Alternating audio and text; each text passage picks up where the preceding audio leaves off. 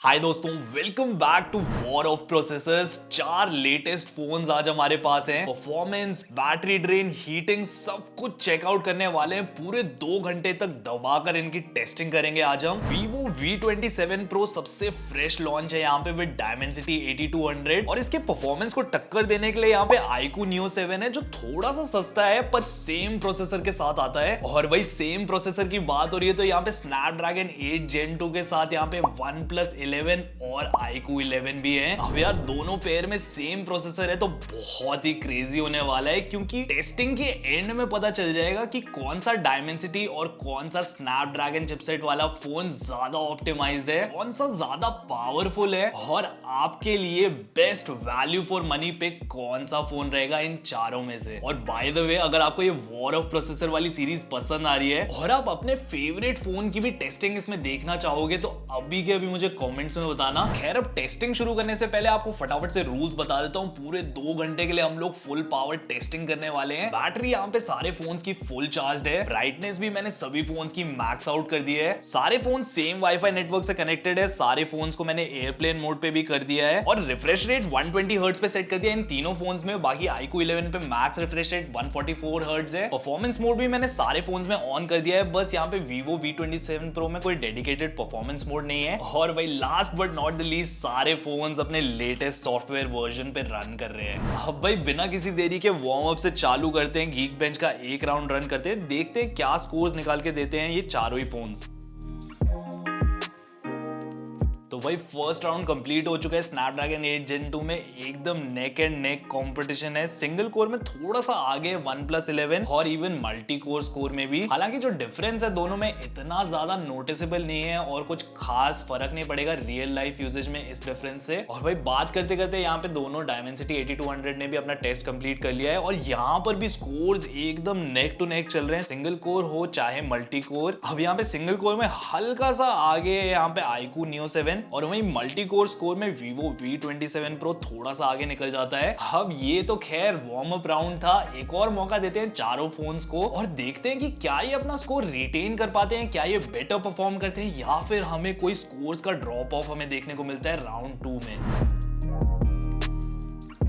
भाई राउंड 2 भी यहाँ पे कंप्लीट हो गया है दोनों ही Snapdragon 8 Gen 2 फोन्स में। सिंगल कोर में अगर आप यहाँ पे देखोगे थोड़ा आगे निकल गया iQOO 11 राउंड 2 में। CPU परफॉर्मेंस धीरे धीरे करके खुल रहा है दोनों ही फोन्स का। और बात करते करते Dimensity 8200 का भी टेस्ट कंप्लीट हो गया है दोनों ही फोन्स में। यहाँ पे स्कोर्स आप देखोगे तो सिंगल कोर में आगे निकल गया है Vivo V27 Pro और मल्टी कोर स्कोर यहाँ पे iQOO Neo 7 का हल्का सा ज्यादा है। अब आप डिफरेंसेस की अगर यहाँ पे बात करें हम लोग तो दोनों ही Dimensity फोन्स और Snapdragon 8 Gen 2 फोन्स काफी अच्छा परफॉर्म कर रहे हैं। और ये जो हल्के फुल्के डिफरेंसेस हमें अभी स्टार्टिंग में देखने को मिल रहे हैं, इससे कोई इतना सिग्निफिकेंट फर्क नहीं पड़ेगा आपकी यूजेज पे, जो कि यार एक अच्छी बात है कि सारे फोन्स इतने ऑप्टिमाइज चल रहे हैं एटलीस्ट इनिशियल टेस्टिंग में। पर खैर अब चलते हैं हम लोग अपनी AnTuTu टेस्टिंग पर। तो भाई अगर आपको AnTuTu टेस्टिंग के बारे में नहीं पता तो यहाँ पे हम लोग इसके CPU, GPU, मेमोरी मैनेजमेंट सारी चीजों पर इन फोन्स के फुल लोड डालने वाले हैं और टेस्टिंग के बाद पता चलेगा कि इन चारों फोन्स का ऑप्टिमाइजेशन कैसा है।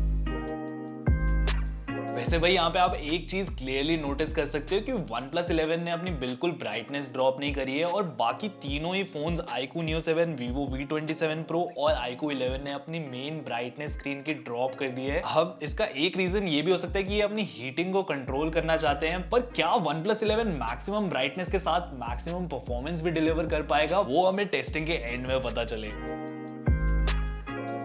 तो वही यहाँ पे सबसे पहले iQOO 11 ने अपनी टेस्टिंग कंप्लीट कर ली है AnTuTu की एंड ऑलमोस्ट कंप्लीट हो गई है OnePlus 11 में भी। और भाई बोलते बोलते टेस्टिंग कंप्लीट हो गई यहाँ पे भी। बाकी Dimensity 8200 वाले फोन भी ज्यादा पीछे नहीं है, यहाँ पे भी ऑलमोस्ट टेस्टिंग कंप्लीट होने वाली है। और खैर स्कोर्स की यहाँ पे बात करें तो भाई काफी क्लोज है, बट यार यहाँ पे लीड ले लेता है iQOO 11 इसके ओवरऑल स्कोर में। और भाई ऑलमोस्ट सारे ही parameters CPU, GPU, memory management, user experience सब में ये थोड़ा सा आगे है यहाँ पे OnePlus 11 से। हालांकि मैं ये भी मेंशन करूंगा कि यार डिफरेंस इतना मेजर नहीं है कि रियल लाइफ में इससे कोई सिग्निफिकेंट फर्क पड़े। बाकी Dimensity 8200 वाले फोन्स की बात करें तो यहाँ पे iQOO Neo 7 ने लीड ले ली है। दोनों ही iQOO के फोन्स थोड़े से आगे चल रहे हैं। और यार CPU परफॉर्मेंस अगर आप यहाँ पे देखोगे ना Vivo V27 Pro और iQOO Neo 7 का बिल्कुल ही ना के बराबर फर्क फर्क है यहाँ पे, हल्का सा आगे ये सीपीयू परफॉर्मेंस में V27 Pro, बाकी जीपीयू, मेमोरी मैनेजमेंट और यूजर एक्सपीरियंस में हल्का सा आगे निकल जाता है iQOO Neo 7। और जो ओवरऑल डिफरेंस है Dimensity 8200 और Snapdragon 8 Gen 2 में, वो आप देख ही सकते हो, काफी ज्यादा पावरफुल है यार यहाँ पे Snapdragon 8 Gen 2,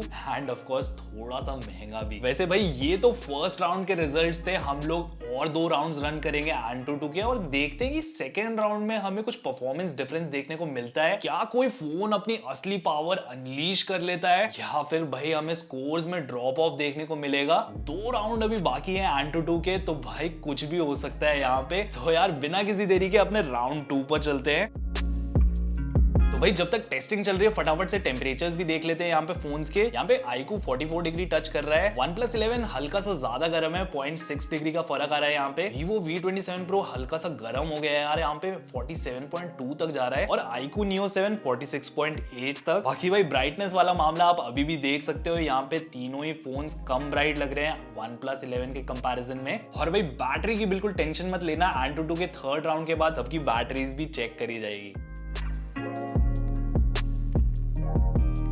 तो भाई इस बार भी यहाँ पे सबसे पहले टेस्ट कंप्लीट किया iQOO 11 ने, फिर आता है OnePlus 11। स्कोर्स यहाँ पे देखोगे तो भाई काफी डिफरेंस आपको नजर में आएगा। OnePlus 11 ने यार यहाँ पे अपना स्कोर ड्रॉप ऑफ कर लिया है। वैसे ड्रॉप ऑफ तो iQOO 11 ने भी किया है, पर कंपैरेटिवली काफी ज्यादा ड्रॉप ऑफ देखने को मिला हमें OnePlus 11 में। और भाई यहाँ पे iQOO 11 ने अपनी ब्राइटनेस ड्रॉप ऑफ कर दी थी, परफॉर्मेंस ताकि मैक्स्ड आउट रहे। अब ये कितना फायदेमंद रहता है वो हमें टेस्टिंग के एंड में ही पता चलेगा। वैसे तो सीपीयू परफॉर्मेंस में इतना कोई मेजर डिफरेंस हमें देखने को नहीं मिला, पर जीपीयू परफॉर्मेंस में अच्छी खासी लीड बना ली है यहाँ पे iQOO 11 ने। बाकी मेमोरी मैनेजमेंट और यूजर एक्सपीरियंस ऑलमोस्ट सिमिलर सा ही है अभी भी। Dimensity 8200 फोन्स की बात करें तो यार यहाँ पे ब्राइटनेस आप देख सकते हो काफी कम हो गई है दोनों ही फोन्स की। अब ये परफॉर्मेंस के चलते है कि ज्यादा हीटिंग ना हो फोन्स में, इस चलते दोनों ही फोन्स ने अपनी ब्राइटनेस ड्रॉप ऑफ कर दी है। यहाँ पे दोनों के स्कोर्स में हल्का सा ड्रॉप ऑफ आया है, बट इतना कोई नोटिसेबल ड्रॉप ऑफ नहीं है ये। सीपीयू परफॉर्मेंस में यहाँ पे थोड़ा सा आगे Neo 7, जीपीयू परफॉर्मेंस में यहाँ पे थोड़ा सा आगे Vivo V27 Pro, memory management में यहाँ पे थोड़ा सा आगे Neo 7, और भाई यूजर एक्सपीरियंस दोनों का सिमिलर सा ही है अभी भी। पर अब चलते हैं अपने थर्ड और फाइनल राउंड ऑफ AnTuTu पर और देखते हैं कि कितना और ड्रॉप ऑफ हमें देखने को मिलेगा चारों ही फोन्स में।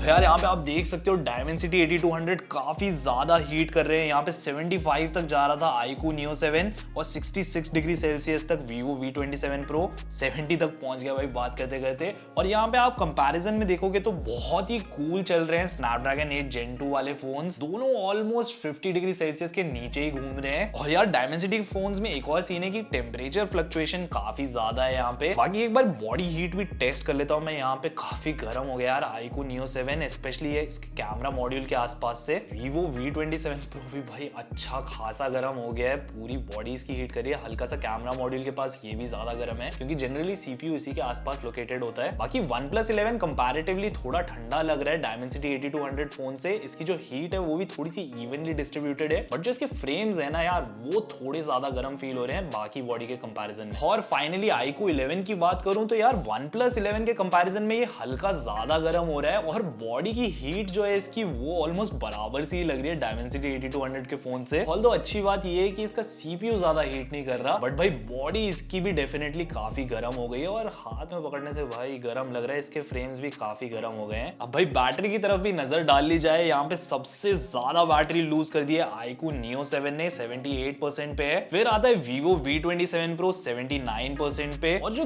दोनों Snapdragon 8 Gen 2 फोन्स है ना यार वो बैटरी एफिशिएंट है ज्यादा Dimensity 8200 फोन से। iQOO 11 ने यहाँ पे अभी तक सबसे तगड़ी परफॉर्मेंस दिखाई है, और बैटरी ड्रॉप ऑफ इसमें 81% हुआ है। और वहीं OnePlus 11 ने ब्राइटनेस बिल्कुल ड्रॉप ऑफ नहीं करी, परफॉर्मेंस में हल्का फुल्का इसने ड्रॉप ऑफ देखने को मिला हमें। और भाई बैटरी के मामले में एकदम किंग निकला, 83% बैटरी रिटेन कर ली है इसने अपनी। बैटरी के बाद स्कोर्स भी देख लेते हैं यहाँ पे, तो आप देख सकते हो अभी भी सबसे आगे चल रहा है iQOO 11। फर्स्ट राउंड के कंपैरिजन में सारे ही फोन्स में हमें ड्रॉप ऑफ देखने को मिला। Snapdragon 8 Gen Gen 2 में सिमिलर सा पैटर्न हमें देखने को मिला सेकेंड राउंड जैसे ही। CPU में ज्यादा डिफरेंस नहीं है दोनों फोन्स में, GPU में यहाँ पे काफी डिफरेंस आ जाता है, इवन मेमोरी मैनेजमेंट में भी। पर भाई यूजर एक्सपीरियंस दोनों फोन्स का ऑलमोस्ट सिमिलर सा है, OnePlus 11 और iQOO 11 का। बाकी Dimensity 8200 वाले फोन्स में भी यहाँ पे आप देखोगे Vivo V27 Pro CPU में आगे है, और भाई थर्ड राउंड में ये इवन GPU परफॉर्मेंस में आगे निकल गया। बाकी मेमोरी मैनेजमेंट काफी क्लोज है पर हल्का आगे है Neo 7, और यूजर एक्सपीरियंस में बिल्कुल ना के बराबर डिफरेंस है। पर खैर ऑलमोस्ट 1 घंटा यहाँ पे हमारी टेस्टिंग को होने वाला है, थोड़ा सा कूल ऑफ टाइम देते हैं चारों ही फोन्स को। काफी देर से हम लोग टेस्टिंग कर रहे हैं, बहुत गर्म भी हो गए सारे डिवाइसेस। 5 मिनट के लिए इनको रेस्ट करने को देते हैं और फिर हम लोग चालू करेंगे अपनी टेस्टिंग को।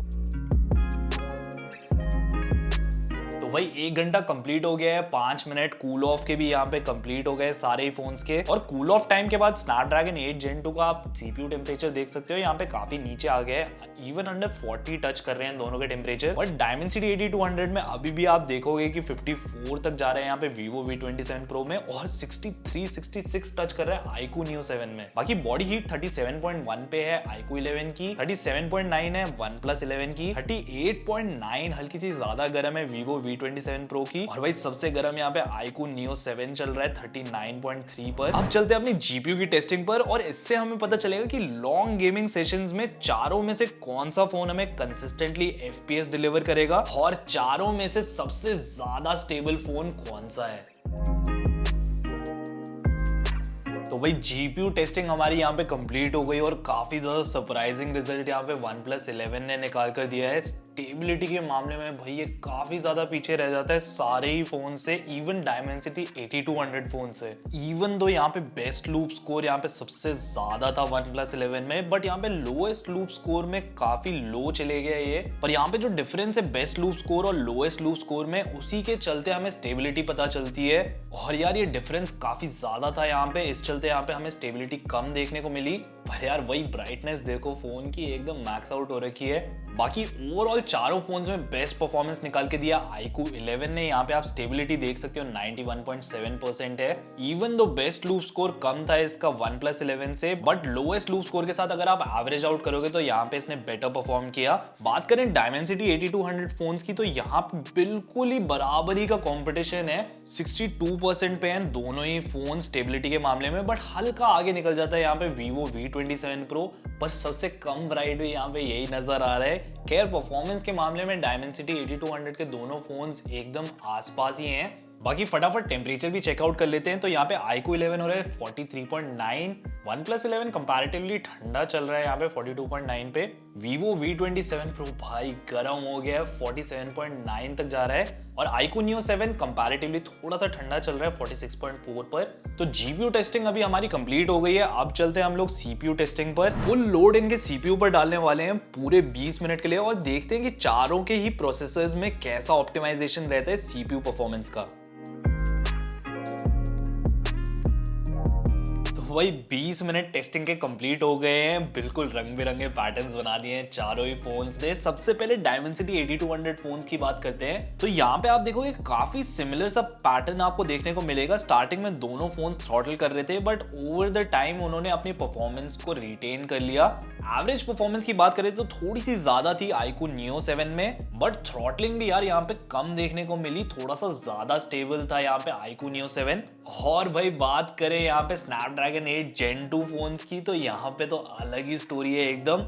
iQOO 11 ने स्टार्टिंग में एकदम तगड़ा परफॉर्मेंस निकाल के दिया स्टार्टिंग के 10 मिनट के लिए, फिर इसमें मेजर थ्रॉटलिंग देखने को मिली, और 15 मिनट के मार्क के बाद इसने थोड़ा सा अपने आप को रिवाइव करने की कोशिश करी भाई, पर बहुत ही मुश्किल हो गया था। प्रोबेबली क्योंकि हम इतनी देर से टेस्टिंग कर रहे हैं, फोन्स काफी ज्यादा गर्म हो गए हैं और इनके CPU पर भी बहुत ज्यादा लोड पड़ गया है। पर भाई OnePlus की तो अलग ही स्टोरी है, इसने स्टार्टिंग के 1-2 मिनट में तो काफी तगड़ी परफॉर्मेंस निकाल कर दी, पर फिर भाई थ्रॉटलिंग हो गई, फिर इसने मस्त परफॉर्मेंस दी, फिर थ्रॉटलिंग हो गई, फिर मस्त परफॉर्मेंस निकाल के दी, फिर थ्रॉटलिंग हो गई। और भाई वैसे अगर आप मैक्सिमम स्कोर देखोगे तो आपको लगेगा कि भाई OnePlus 11 सबसे आगे सबसे बेस्ट परफॉर्म किया, पर यहाँ पे एवरेज परफॉर्मेंस अगर आप देखोगे दोनों ही Snapdragon 8 Gen 2 फोन्स का, तो iQOO 11 यहाँ पे डेफिनेटली आगे था।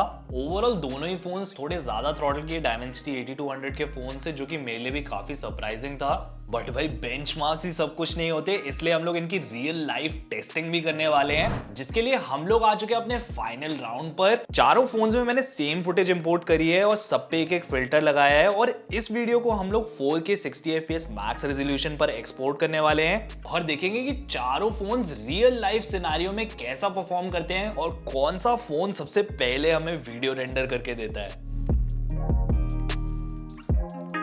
अब यार यहाँ पे आप क्लियरली देख सकते हो कि OnePlus 11 काफी आगे चल रहा है iQOO 11 से, इवन दो iQOO 11 के बेंचमार्क्स अच्छे थे। और यार यही सीन है कि रियल लाइफ परफॉर्मेंस आप जज नहीं कर सकते बेंचमार्क्स के स्कोर से सिर्फ। यहाँ पे OnePlus 11 में टेस्टिंग कंप्लीट हो गई है और iQOO 11 का अभी भी हम लोग वेट करें टेस्टिंग कंप्लीट होने का। बाकी डायमेंसिटी फोन्स की बात करें तो यहाँ पे दोनों ही 38% पे चल रहे हैं और इन जनरल हमने ट्रेंड देखा कि दोनों ही सिमिलर टाइप से ऑप्टिमाइज्ड हैं फोन्स। और यहाँ पे फाइनली iQOO 11 में भी टेस्टिंग कंप्लीट हो गई।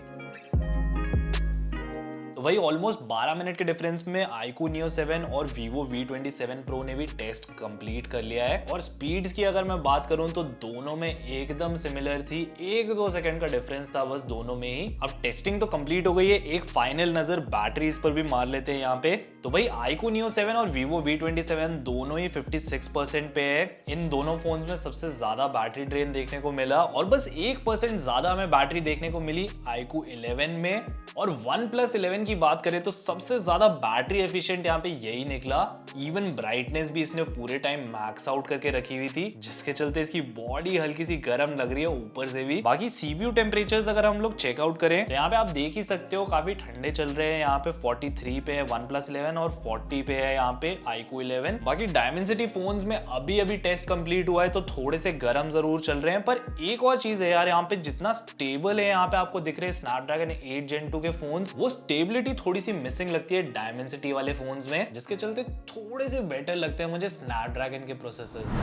खैर अब सारी टेस्टिंग के बाद बात करते हैं कंक्लूजन की और आपके लिए कौन सा फोन बेस्ट पिक होगा। अगर आपका बजट बहुत टाइट है और आपको best price to performance ratio चाहिए तो iQOO Neo 7 एक अच्छा पिक हो सकता है। एकदम लेटेस्ट लॉन्च फोन है और परफॉर्मेंस के मामले में ये Neo 6 का बड़ा भाई है। बस यार इसमें हीटिंग थोड़ी सी ज्यादा देखने को मिलती है इसके पुराने वर्जन के कंपैरिजन में, बट उसका कोई मेजर फर्क इसके परफॉर्मेंस में हमें देखने को नहीं मिलता। प्लस iQOO Neo 6 के कंपैरिजन में इसमें हमें थोड़े से एक्स्ट्रा 5G बैंड देखने को मिलते हैं। बाकी दूसरा मेजर डिफरेंस iQOO Neo 6 के कंपैरिजन में इसका कैमरा सेटअप है। अगर आपको मैक्रो कैमरा ज्यादा पसंद है और वाइड एंगल को आप स्किप करना अफोर्ड कर सकते हो, आपको न्यू सॉफ्टवेयर एक्सपीरियंस चाहिए, उस केस में iQOO Neo 7 एक अच्छा पिक रहेगा। डायमेंसिटी 8200 का काफी बैलेंस परफॉर्मेंस इसके अंदर देखने को मिलता है हमें। और भाई डायमेंसिटी 8200 की बात हो ही रही है तो यहाँ पे Vivo V27 Pro है हमारे पास, जो इसके पुराने वेरिएंट Vivo V25 Pro के कंपैरिजन में काफी ज्यादा पॉलिश्ड हो गया है in terms of design and